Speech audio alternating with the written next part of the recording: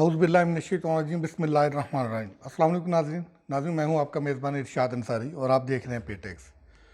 नाज़रीन, आज हम गुफ्तगू करेंगे जो इस वक्त हॉट टॉपिक चल रहा है। सबसे पहले तो हम उसको मौज़ूए बहस बनाएंगे और वो है आर्मी चीफ़ की तकर्री। इस इशू को लेके जैसे जैसे इस तकर्री का जो वक्त है वो करीब आ रहा है, अफवाहें जो है वो बढ़ती जा रही हैं। मुख्तलिफ़ किस्म की साजिशी थ्योरियाँ जो है वो सोशल मीडिया पे और इवन दैट के कौमी मीडिया पे भी वो चल रही हैं। मुख्तलिफ़ किस्म के तज्ज़ियात पेश किए जा रहे हैं और हर पार्टी इसको लेके अपनी मर्ज़ी की जो है वो तशरीह करने में लगी हुई है। जो कोई किसी से शख्सियत का बयान आता है उसको हर पार्टी अपने अंदाज में लेती है और उसकी तशरीह अपने मुताबिक जो है वो करती है। अब हम आपको दो खबरें अहम जो है वो अंदर की देंगे। पहली खबर तो ये कि आर्मी चीफ की जो तकर्री है उसका बाकायदा तौर पे प्रोसेस शुरू हो चुका है और ख़बर ये है कि GHQ ने नए आर्मी चीफ की तकर्री के लिए बाकायदा तौर पे जो सीनियरिटी लिस्ट है वो वज़ीर आज़म हाउस को भिजवा दी है। और जब हम आपसे बातचीत कर रहे हैं तो इससे कुछ देर बाद इस वीलॉग के शायद हो सकता है कि ऑन एयर होने तक वो अनाउंसमेंट हो चुकी हो। इसहाक डार जो है कोई अहम ऐलान करने जा रहे हैं। ये वही इसहाक डार हैं जिन्होंने इसी अहम तकर्री के तनाज़र में कल अहम मुलाकातें की हैं। उनकी जो है वो मौलाना फजल रहमान से भी अहम मुलाकात हुई, फिर आसिफ अली जरदारी से अहम मुलाकात हुई और उसके बाद फिर उन्होंने सदर ममलिकत से मुलाकात की। अब इसहाक डार अपनी अनाउंसमेंट में क्या बड़ी बात करने जा रहे हैं ये तो आपको सामने आ जाएगा, लेकिन हम आपको ये ज़रूर बता सकते हैं कि आर्मी चीफ़ की तकर्री के लिए सीनियरिटी लिस्ट बाकायदा तौर पे आर्मी चीफ़ की तकर्री के हवाले में से प्राइम मिनिस्टर हाउस पहुंच चुकी है और उस पर आज और कल वर्किंग होगी और तवक्को ये की जा रही है कि मंडे को नए आर्मी चीफ़ की तकर्री की समरी जो है वो एडवाइस जिसको कहते हैं वो प्राइम मिनिस्टर सदर ममलिकत को भिजवा देंगे। अब उस पर बातचीत हो रही है कि पाकिस्तान मुस्लिम लीग नून और उसकी जो इत्तेहादी जमातों के रहनुमा हैं, ये जो अहम मुलाकातें हुई हैं सदर ममलिकत की और इसहाक डार की, उसको अपने तनाज़ुर में ले रहे हैं और पाकिस्तान तहरीक इंसाफ के लोग अपने तनाज़ुर में ले रहे हैं। कहा यह जा रहा है कि सदर ममलिकत की जो लाहौर में अहम मुलाकात हुई थी उसमें सदर ममलिकत को ये वाज़े कर दिया गया था कि अगर आप इस अहम मामले में कोई अपना जो आइनी रोल है वो प्ले करने से जो गुरेज़ा होंगे या उसमें डिले टैक्टिक्स जो है वो इस्तेमाल करके मुल्क को जो है वो किसी एक नए मसले से दो चार करने की कोशिश करेंगे तो उससे हालात ख़राब हो जाएंगे। और इतलात ये हैं कि सदर ममलिकत ने वाज़े तौर पे जो है ना बता दिया है कि वो अपनी आइनी ज़िम्मेदारी पूरी करेंगे और इसमें किसी किस्म का रखना डालने की कोशिश नहीं की जाएगी। और कहा यह जा रहा है कि इसी यकीन दहानियों के बाद ही ये मुलाकातें हुई और अब ये फ़ाइनल मरहले में दाखिल हो चुकी हुई हैं। और दूसरी खबर आपको ये मैं दे दूँ कि पाकिस्तान तहरीक इंसाफ के सरबराह इमरान खान, जिन्होंने आज रावलपिंडी अपना जो मार्च है वो पहुंचने के हवाले से अहम ऐलान करना था, उसके बारे में एक बड़ी खबर जो है वो सामने आई है। वो ये है कि पाकिस्तान तहरीक इंसाफ के सरबराह शायद आज के खिताब में ये अनाउंस करेंगे कि अपना वो जो लॉन्ग मार्च है उसमें कुछ वो गैप देने जा रहे हैं। अब ये गैप देने का जो ऐलान है ये बहुत बड़ा ऐलान होगा कि और फिर ये एक बहुत बड़ा पैगाम भी होगा कि क्या जो कप्तान के तमाम जो पत्ते थे वो बेकार गए हैं या कुछ बड़ा होने जा रहा है। ये अगले 2 से 3 दिन में चीज़ें सामने आ जाएंगी। अलबत्ता ये ज़रूर है कि इस अहम तकर्री के हवाले से जो मुलाकातें हुई हैं वो मुलाकातें बहुत मैनीखेज़ हैं और उन मुलाकातों को लेके नए आर्मी चीफ़ की तकर्री और उसके बाद की जो सिचुएशन है अब उस पर जो है वो डिस्कशन हो रही है। इसी तनाज़र में लेके, जो कि मैंने पहले भी कहा कि जब इस तरह की सिचुएशन होती है तो अफवाह साज फैक्ट्रियाँ जो है वो गर्म हो जाती हैं,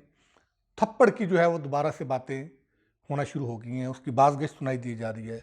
और ये पहली मर्तबा नहीं हुआ। इससे पहले जब तहरीक अदम एतमाद आई थी और वो कामयाब हुई थी, पाकिस्तान तहरीक इंसाफ के जो उस वक़्त के जो सरबराह जो वज़ीर आज़म थे इमरान खान, उनको लेके भी ये अफवाहें आई थी कि जी लोग कुछ वहाँ पे आए हैं और वहाँ पे जो है वो थप्पड़ जो है वो रसीद किया गया है। फिर उस वक्त प्रिजनर वैन का भी जो है वो काफ़ी तस्करा चलता रहा। उस वक्त ये काफ़ी बातें होती रही हैं। फिर सबसे जो इससे जो कन्फ्यूजन क्रिएट होती है कि जो कंसर्न क्वार्टर्स होते हैं, मतलब प्राइम मिनिस्टर हाउस बतौर ख़ास, वहाँ से कोई किसी किस्म का डिनाइल या कोई वजाहत नहीं आती, तो उससे फिर ये अफवाहें जो है वो ज़ोर पकड़ना शुरू हो जाती हैं। अब फिर वही एपिसोड जो है वो रिपीट की जा रही है। कहा जा रहा है कि जी कुछ लोगों का ये दावा है, बहतान कह लें या दावा कह लें या एक बेपर की उड़ाई कह लें, कि कोई अहम शख्सियत जो है वो प्राइम मिनिस्टर हाउस समरी लेके गई, उस समरी से प्राइम मिनिस्टर ने डेफर किया तो वहाँ पे तलखी हो गई और फिर ये हालत नौबत यहाँ तक पहुँचाई, जो कि मैं समझता हूँ कि इस लेवल पे ऐसे काम नहीं होते और ये खामखा की एक साजिश की थ्योरी जो है वो गर्दिश कर रही है। और फिर दूसरी तरफ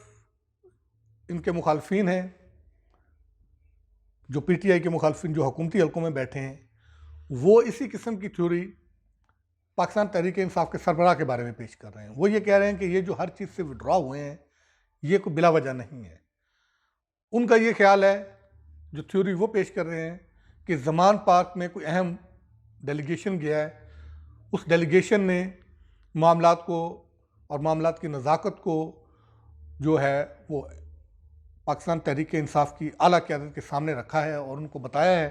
कि मुल्क इस चीज़ का इस सूरत हाल का मुतहम्मल नहीं हो सकता, तो लिहाजा इस चीज़ को मतनाज़ा ना बनाया जाए। तो उसको लेके वहाँ बातचीत हो रही है कि वहाँ पे कोई तलखी हुई और काफ़ी मामलात जो है वो आउट ऑफ कंट्रोल हो गए और फिर वहाँ पे भी कोई थप्पड़ों की जो है वो बाज़गश्त सुनाई दी गई। अब ये जितने मुंह उतनी बातों वाली जो है वो बात है कि अब एक तरफ से मुल्क के प्राइम मिनिस्टर के हवाले से ये बातचीत हो रही है और दूसरी तरफ मुल्क के साबिक प्राइम मिनिस्टर के हवाले से बातचीत हो रही है और कहा ये जा रहा है, दोनों का जो लुब्बे लबाव है वो एक किस्म का ही है।